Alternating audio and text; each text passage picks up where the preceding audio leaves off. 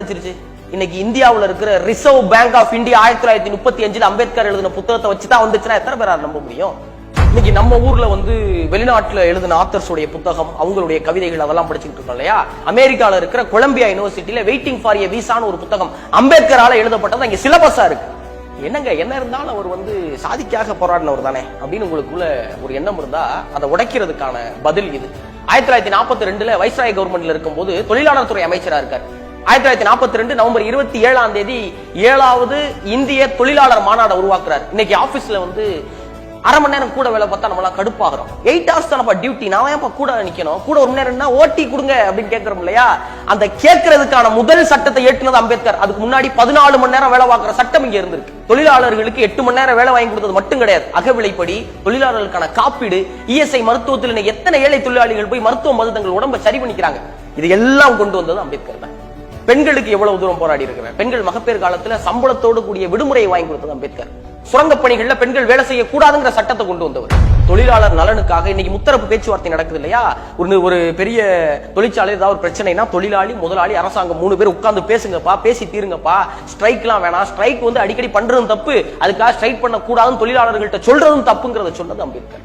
மகப்பேறு காலங்கள்ல பெண்களுக்கு சம்பளத்தோட கூடிய விடுமுறை கொடுக்கணும், சுரங்க தொழில்கள்ல பெண்களை ஈடுபடுத்த கூடாது, பெண்களுக்கு சொத்துரிமை வேணும் சொல்லி பெண்களுக்காக ஒரு பெரிய போராட்டம் நடத்தினது அம்பேத்கர் தான்.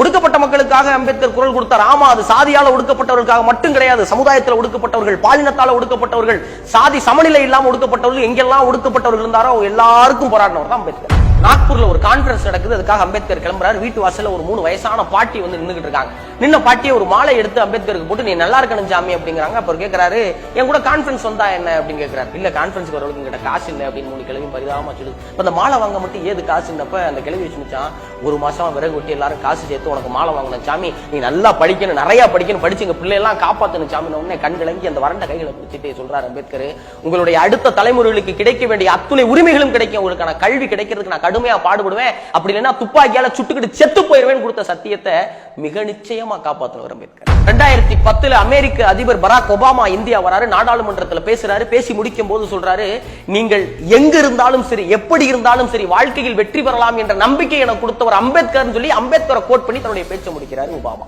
ஹிஸ்டரி தொலைக்காட்சியும் CNN, IBN நியூஸும் சேர்ந்து உலகத்தின் தலைச்சிறந்த மனிதர்களுடைய பட்டியல் எடுக்கிறாங்க. இந்தியா சார்பா அதுல காந்தி இருப்பார்னு பார்த்தா காந்திக்கு பதில் அம்பேத்கருடைய பெயர் இருக்கு.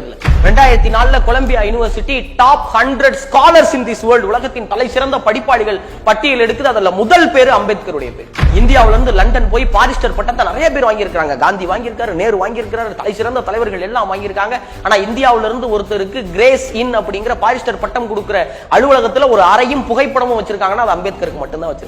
ஆக்ஸ்போர்ட் யூனிவர்சிட்டியை சேர்ந்த ஒரு அறிஞர் கூட்டம் இந்த உலகத்துக்காக உழைத்தவர்கள் ஒரு பட்டியல் எடுக்குது. அதுல முதல் பேர் புத்தருடையது, 4வது பேர் அம்பேத்கருடைய.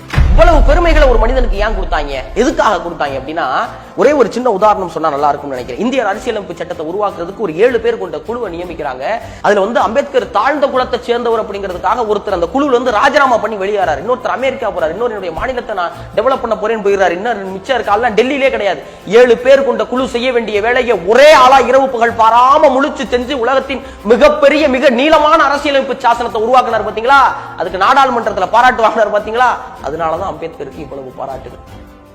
ஹிட்லர் ஒரு வசனம் ஒன்று சொல்லுவார், உனக்கு விதிகள் பிடிக்கவில்லையா, if you hate the rules follow them, go to the high and then kick it அப்படிம்பார். உங்களுக்கு விதிகள் பிடிக்கவில்லையா, அதை பின்பற்றுங்கள், அதன் உயரத்துக்கு செல்லுங்கள், பிறகு திரும்பி அதை மிதியுங்கள் அப்படிம்பார். ஆனா அம்பேத்கர் என்ன செய்யறாரு தெரியுமா? உங்களுக்கு விதிகள் பிடிக்கவில்லையா, அதை கடைபிடியுங்கள், அதன் மேல் செல்லுங்கள், பின் அதை திருத்தி எழுதுங்கள் அப்படிங்கிறார். நல்லா படிச்சீங்கன்னா உங்களுடைய வாழ்க்கையை மட்டும் கிடையாது, தலையெழுத்தையும் திருத்தி எழுதலாம். அது உன்னுடைய தலையெழுத்து மட்டும் கிடையாது, ஒடுக்கப்பட்ட மக்கள் அத்தனை பேருடைய தலையெழுத்தை நீ ஒரு ஆள் எழுதலாம்டான்னு எழுதி காமிச்சதுனாலதான் அம்பேத்கரை இளைஞர்களுடைய தலைவரா பார்க்கணும் அப்படின்னு ஆசைப்படுறேன். அம்பேத்கரை போல நிறைய படிங்க, அதுக்கு முன்னாடி அம்பேத்கரையும் படிங்க, அதுக்கப்புறமாவது புரிந்து கொள்ளுங்கள் அவர் வெறும் சாதிய தலைவர் இல்ல, சாதிக்கணும்னு காத்து கொண்டு இருக்கிற இந்த இளைஞர் கூட்டத்தின் மிகப்பெரிய தலைவர் அம்பேத்கர். ஒருவேளை உங்களுக்கு இந்த காணொலி பிடிச்சிருந்துச்சுன்னா இந்த காணொலியை மற்றவர்களுக்கு பகிர்றதை தாண்டி நீங்க இன்னும் ஒரு முறை கேட்டுட்டு படிக்க ஆரம்பிங்க. உங்கள் தலையெழுத்தை மட்டும் கிடையாது, உங்கள் சுற்றத்தின் தலையெழுத்தையும் மாற்றுவதற்கு ஒரே ஆயுதம் படிப்பு. அவரை பத்தி தெரிஞ்சுக்கிறதும் நம்மளை பத்தி தெரிஞ்சுக்கிறதும் ரொம்ப முக்கியம்னு நான் நம்புறேன். நன்றி. பேசியது குமரன்.